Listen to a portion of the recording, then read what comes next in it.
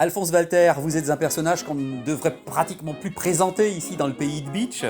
Vous êtes un homme de théâtre, vous avez écrit des paroles de chansons. On vous entend sur Radio Studio 1, souvent les vendredis entre 11h et 12h pour l'émission politique, aussi dans des émissions culturelles.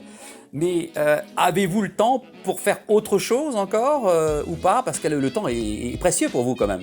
Et aussi le matin, pour une petite chronique tous les jours. Ah bah oui, on va en parler de cette fameuse chronique qui justement est très importante pour le pays de Beach, parce que je sais qu'il y a beaucoup d'auditeurs ici à Radio Studio 1 qui vous écoutent. Je l'espère en tout cas. Voilà, c'est donc le billet d'humeur, c'est ça? Oui, c'est ce qu'on appelle le billet d'humeur. Mais voilà, c'est plus une chronique, disons, d'actualité plutôt. Voilà. Oui, alors oui, une chronique d'actualité, souvent politique, on va dire. Souvent, oui. Ça fait quand même 2 ans, 3 ans que vous faites cette chronique. Alors moi, la question que je me pose, parce que c'est une chronique qui est quotidienne, donc tous les jours vous écrivez autre chose. Est-ce que la source ne risque pas de tarir un jour? Écoute, en ce moment, avec la Covid, où c'est toujours un peu la même chose, les mêmes choses tragiques, moi j'avais l'intention au départ d'être un peu plus humoristique. Oui, c'est ce que je souhaitais, de donner un peu plus de peps comme ça, voilà. de sourire. Mais avec les temps qui courent, que ce soit temps politique 5, 6, que autre chose, on a du mal à trouver des accroches drôles. Ah bah oui, on a remarqué toute une semaine, c'était pas le conteur, c'était le rappeur quand on entendait à l'antenne. Ceux qui respectent le règlement ne les respectent pas correctement. Je sais pas si c'était vraiment du rap, mais en tout cas c'était scandé. Et puis là, il y aura une suite. C'est un scoop. Après le 7 mars, il y aura la suite du pangolin. Alors, je sais aussi que dans l'actualité, c'est aussi un livre qui est sorti, un livre pour la jeunesse, où vous avez, j'ai vu ça dans les librairies, c'est pour ça que je vous pose la question, où vous avez traduit des paroles, un texte français en patois. Beach, die Hauptstadt vom Beacherland. C'est un texte de Jacob, maintenant le prénom m'échappe, donc c'est une écrivaine en langue française qui est éditée chez Gallimard, mais c'est une Lorraine. Oui. Et donc c'est une initiative de la ville de Sarreguemines en coopération avec une graphiste, Valérie Hendrich, dans une école maternelle. Donc il y a eu un texte, une espèce un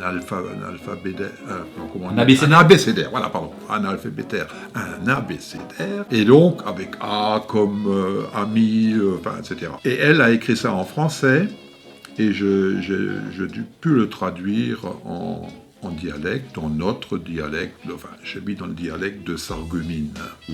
On va arrêter là parce que je veux surtout parler de l'animateur radio que vous êtes, parce que comme vous êtes un personnage multiple, c'est vrai qu'on pourrait passer 1 heure à discuter avec vous. Et ce qui nous intéresse là aujourd'hui, c'est de parler de Radio Studio 1. C'est une grande famille pour vous, ça. Ça fait quand même une paire d'années que j'anime les émissions politiques. C'était le début. J'avais commencé non, c'était pas par la politique. J'avais une plate académique qui était une émission. Mais là, je crois que vous aviez participé. Oui, je crois que j'avais participé une fois. Oui, absolument. Ouais. Et donc, c'était en dialecte. Des questions, c'était plutôt culturel, avec des chansons, mais aussi des interviews de personnes qui parlaient le dialecte. Voilà. Donc, et parfois, c'était aussi un peu politique. Bien sûr. Alors justement, comme vous êtes multicasquette ou multitouch, comme on dit aujourd'hui, c'est pas difficile de se retrouver un petit peu dans ce brouhaha de sons et d'émissions, parce que, évidemment, on a parlé du billet d'humeur, on a parlé de l'émission politique, on n'a pas encore parlé de théâtre, on va pas en parler maintenant, mais vous avez écrit des pièces, vous avez écrit des chansons, je me rappelle pour Rimlinger, j'ai oublié son prénom, Marc. Voilà, donc vous êtes un touche-à-tout. Est-ce que la radio vous permet aussi justement de vous extérioriser comme ça, de montrer un petit peu tout ce que vous savez faire? Oui, pour le théâtre, je suis dans la niche du dialectal. Oui. Et puis donc, la radio, ces derniers temps, donc c'est plus Plate Académie, ça n'existe plus depuis quelques années, mais bon, il faudrait peut-être un jour le reprendre. Mais ça me permet aussi donc de faire autre chose et de parler dans ma langue de culture. Alphonse, encore vous permettez que je vous appelle Alphonse? Mais bien sûr. Voilà. Bien sûr, Michel. Au niveau de la radio, pour vous, une radio locale doit apporter quoi? Et qu'est-ce que vous faites quand vous apportez, quand vous êtes à l'antenne? Vous avez envie de retransmettre quoi aux auditeurs qui nous écoutent? J'ai envie de rapporter une information, bien que souvent c'est un peu mon approche des choses.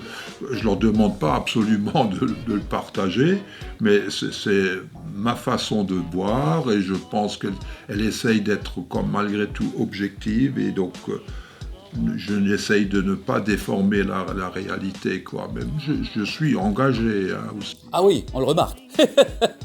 Allez, un petit trait d'humour maintenant, parce que à chaque interview, on termine de la même manière. On demande à l'interviewé, donc vous en l'occurrence, de nous chanter un des jingles de Radio Studio 1 que vous avez en mémoire, comme ça, voilà. Réfléchissez bien. Je compte jusqu'à 3. 1, 2, 3, allez-y. Radio Studio 1. Je ne me sais même pas si son air.